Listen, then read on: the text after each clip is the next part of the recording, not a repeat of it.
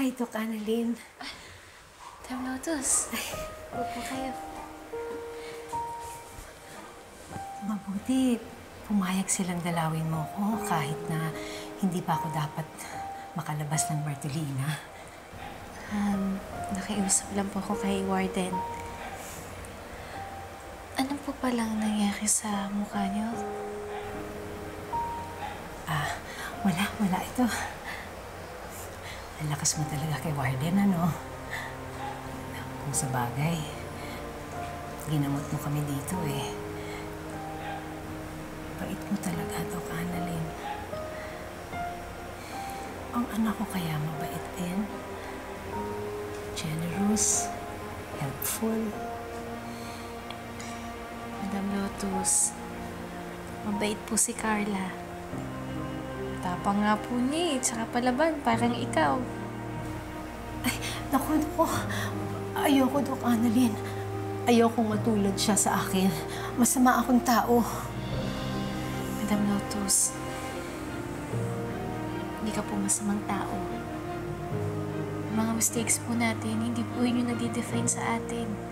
Kung ano po yung gagawin natin afterwards, yun po yung magde-define talaga sa atin.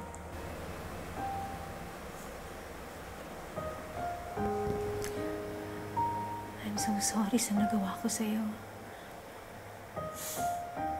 Hindi ko malamang inisip na parang anak ko na ang sinaktan ko.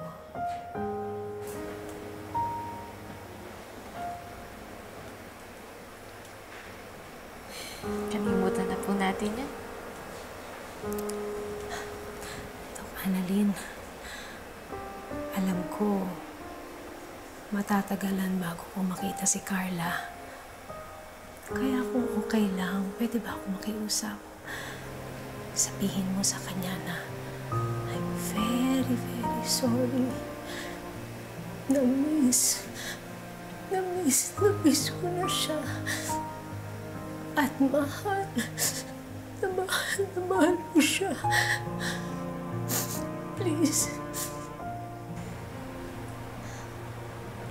Alam niyo, sa tingin ko po, mas matutuwa si Carla na marinig po yan galing sa inyo. Kaya, ba't hindi na lang po kayo yung magsabi sa kanya? Paano mangyayari yun?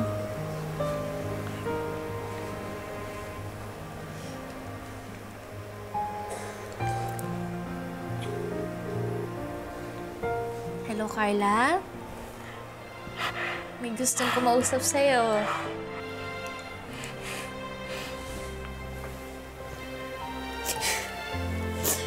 Hello?